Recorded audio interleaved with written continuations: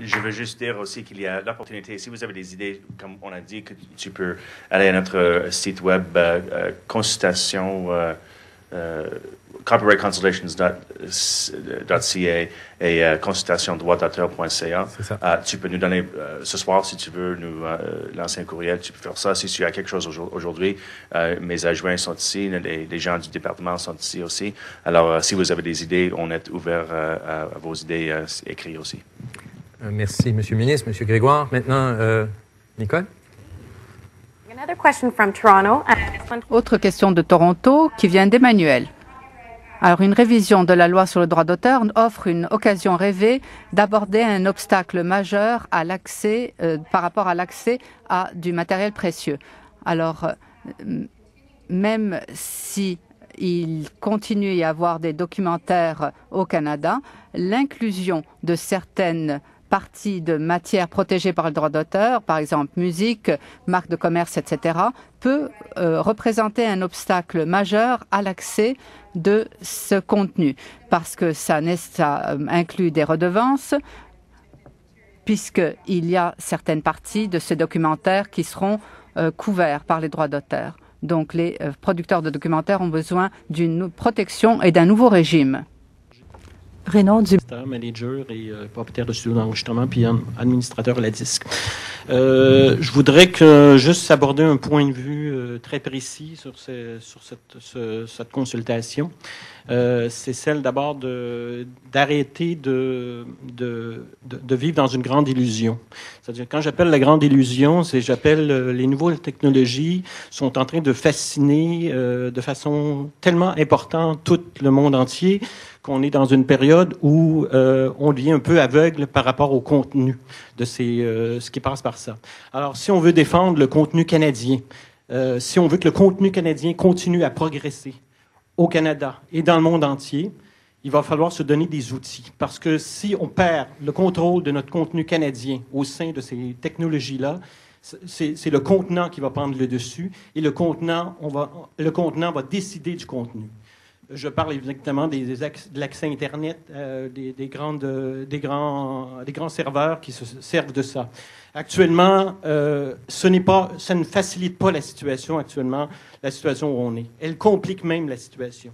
Avant, on devait se défendre au niveau de la radio, de la télévision, les médias écrits, tout ça. Maintenant, il faut se défendre au niveau de la technologie Internet, ce qui va nécessiter encore plus d'investissement et non pas moins d'investissement. Et si la compétition se joue dans le sens qu'on peut attaquer le monde, mais le monde peut aussi nous attaquer. Alors, je voudrais juste qu'on dise qu'il faut absolument nous donner des outils pour que nous, les Canadiens, auteurs, compositeurs, éditeurs, tout ça, ayons les moyens de se battre sur ces marchés-là.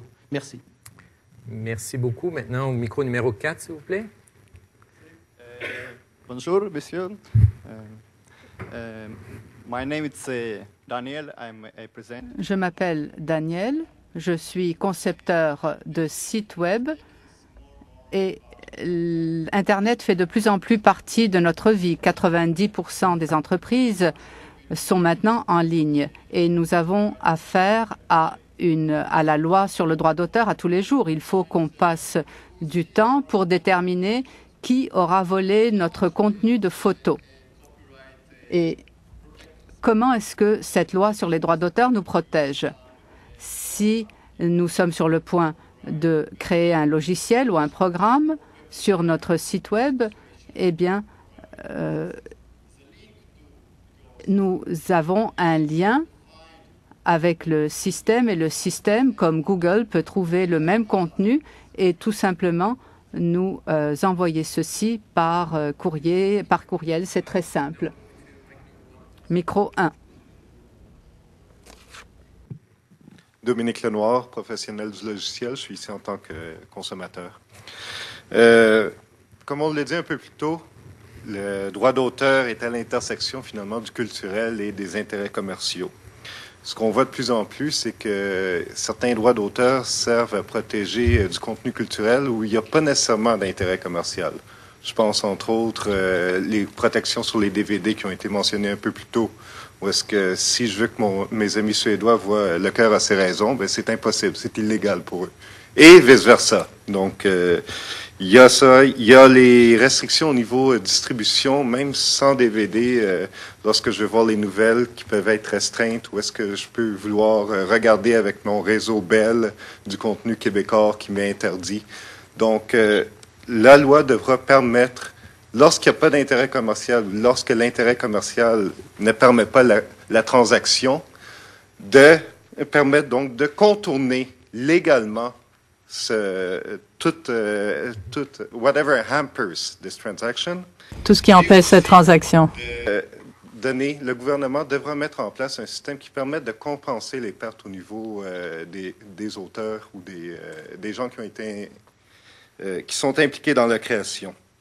C'est sûr qu'il y a aussi le Digital Rights Management, les dispositifs de protection anti-copie.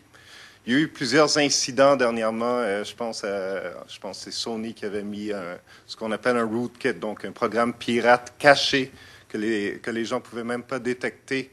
Et donc, avec le Bill C-61, ça aurait été carrément interdit d'aller voir ce que ce programme-là faisait. Donc, ça permettait à de grosses corporations ou encore de plus petites corporations qui émettraient du contenu d'aller jouer dans notre propriété et potentiellement mettre des virus, mettre des logiciels pirates.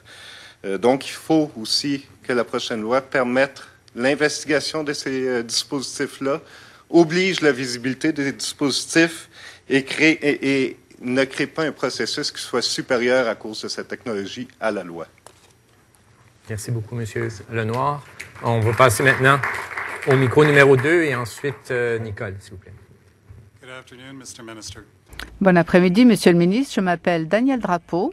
Je suis président du comité contre la contrefaçon à l'Institut de la propriété intellectuelle du Canada. C'est le titre qui m'amène ici aujourd'hui, mais je suis conseiller à Smart & Biggar, donc un cabinet juridique sur la propriété intellectuelle qui se spécialise dans les questions dont on parle aujourd'hui. Je n'envie pas votre position aujourd'hui parce que vous avez un certain nombre de concepts avec lesquels vous avez à vous coltailler et des notions qui ne sont pas facilement réconciliables. Mon message est très simple et il a 3 lettres. ISP, fournisseur de services Internet, FSI en français. Je suis la personne qu'on le recrute lorsque les gens qui sont détenteurs de droits veulent s'attaquer à des personnes qui volent leurs droits. Le travail que je fais est pratico-pratique sur une base quotidienne et je suis confrontée à la difficulté qu'il y a de poursuivre quelqu'un qui se cache derrière quelqu'un d'autre. La loi sur le droit d'auteur ne m'aide pas beaucoup.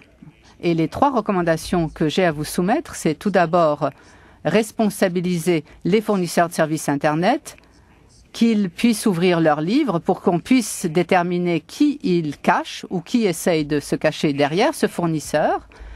Et troisièmement, un système d'avis et de retrait, comme c'est le cas dans un certain nombre de pays.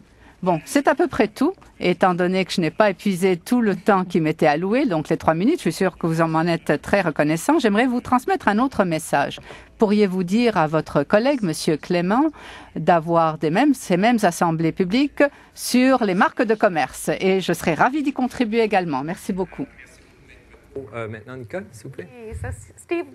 Steve Grant de Toronto. Je travaille dans l'industrie de la musique et je travaille de très près avec un grand nombre d'artistes canadiens qui ont des avis très différents. Il y a un point de vue qui revient sans cesse. Les gens qui créent, les créateurs, devraient avoir le choix à savoir si oui ou non ils veulent monétiser leur création. Le choix est quelque chose qui incombe aux créateurs et les partenaires avec lesquels ils décident de s'associer. La vie au Canada est basée sur les choix. Sans choix, on nous dirait qui devrait être nos chefs et nos leaders. Et nous savons tous que ça ne serait pas un choix judicieux, ni avisé. Number 3, please.